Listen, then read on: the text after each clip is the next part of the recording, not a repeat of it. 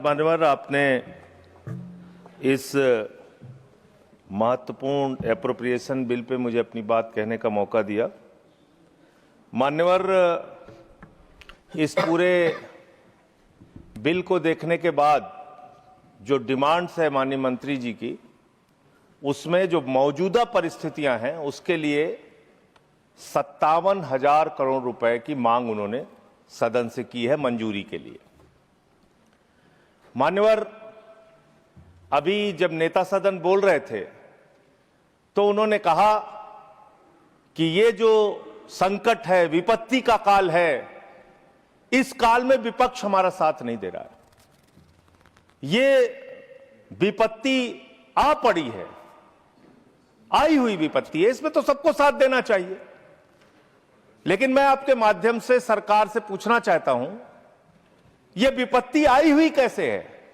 मान्यवर, यह विपत्ति लाई हुई विपत्ति है। यह लाई गई समस्या है, यह लाया हुआ संकट है, आया हुआ संकट नहीं मान्यवर। तो यह लाया हुआ संकट कैसे है? देश की जनता को नहीं पता था मान्यवर, आपको भी नहीं पता था, हमको भी नहीं पता था, लेकिन आदरणीय प्रधानमंत्री जी को पता था, देश के विदेश मंत्री को पता था कि जो हार्मोज का समुद्री मार्ग है, वहां से भारत की जरूरत का 60% कच्चा तेल आता है मान्यवर, और 50% भारत के जरूरत की गैस आती है, उसी रास्ते से आती है। यह बात नरेंद्र मोदी जी को, आदरणीय प्रधानमंत्री जी को पता थी। तो मैं आपके माध्यम से पूछना चाहता हूं कि जब वो हार्मोज का समुद्री मार्ग 60% से ज्यादा ईरान के रास्ते में आता है, ईरान के कब्जे में आता है, तो ईरान से तू कौन मैं खामखा जबरदस्ती झगड़ा करने की आपको जरूरत क्या थी? इसलिए आपने जानबूझकर देश को संकट में डाला है। यह संकट आया हुआ संकट नहीं है, यह लाया हुआ संकट है, और इस लाए हुए संकट के सबसे बड़े जो प्रायोजित किया है जिन्होंने संकट, उसका नाम है देश के प्रधानमंत्री आदरणीय नरेंद्र मोदी जी। मान्यवर, यह बात देश की जनता को पता होनी चाहिए।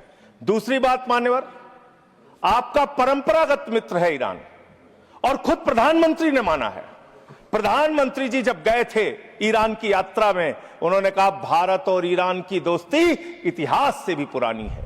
यह प्रधानमंत्री के वक्तव्य हैं। उन्होंने खामेनेई जी को कुरान की पांडुलिपि भेंट की थी 7वीं शताब्दी की मान्यवर।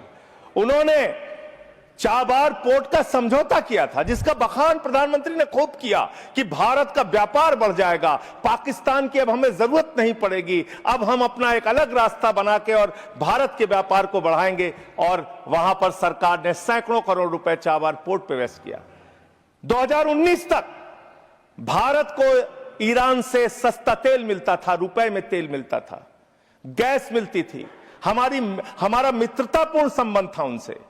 लेकिन भारत के प्रधानमंत्री खामेनेई की मौत पे खामोश रहते हैं। 160 स्कूली बच्चे मार दिए जाते हैं, खामोश रहते हैं। और इतना ही नहीं मान्यवर, ईरानी नौसेना को हमने अपने युद्धाभ्यास में बुलाया, और जब वो नौसेना का जहाज वापस जा रहा था, 100 नौसैनिक मार दिए गए ईरान के, अमेरिका के द्वारा। प्रधानमंत्री खामोश। हमारे मेहमान मारे गए, एक शोक संवेदना के शब्द हमने नहीं बोले। तो ये संकट भारत के ऊपर आपने लाया है, ये आया हुआ संकट नहीं है, मैं फिर से स्पष्ट करना चाहता हूं। दूसरी बात मान्यवर, दूसरी बात, आपने जो तेल और जो ऐसे समय में 60 रुपए घरेलू गैस का दाम और 115 रुपए कमर्शियल सिलेंडर का दाम आपने बढ़ाने का काम किया। तो पूरे देश में एक हाहाकार की स्थिति है। इसको नियंत्रित करने के लिए झूठ बोलने के बजाय सच्चाई को स्वीकार कीजिए। और आज जो कहा गया कि हार्मोज समुद्री मार्ग खुल गया है, गलत जानकारी सदन को नहीं देनी चाहिए। हार्मोज समुद्री मार्ग से मात्र 2 जहाज आपके आए हैं, 22 जहाज अभी भी आपके रुके हैं। मैं शुभकामनाएं देता हूं कि आप वार्ता करके उस समस्या का समाधान कराइए। अभी है मान्यवर समय, मान्यवर 2 मिनट में आपसे और लूंगा। मान्यवर, दूसरा विषय, मैं आपके माध्यम से सरकार से अनुरोध करना चाहता हूं। हमारी सेना बहादुरी से देश की सुरक्षा के लिए लड़ती है, और उसके साथ साथ सेंट्रल आर्म्ड पुलिस फोर्स के लोग, जो हमारे केंद्रीय सुरक्षा बल के लोग हैं, वो भी लड़ते हैं, वो भी देश के लिए अपनी कुर्बानी देते हैं। पुलवामा में 40 जवानों ने अपनी शहादत दी मान्यवर, पुलवामा में 40 जवानों ने अपनी शहादत दी। और जो उनका काडर सिस्टम है, यूपीएससी के थ्रू उनकी भर्ती होती है। मैं बस 1 मिनट आपसे लूंगा, बस आधा मिनट, वो खत्म करूंगा, 1 मिनट में खत्म करूंगा सर। मान्यवर, जो यूपीएससी के थ्रू उनकी भर्ती होती है, उसके बावजूद उनके प्रमोशन में उनके साथ नाइंसाफी की जाती है।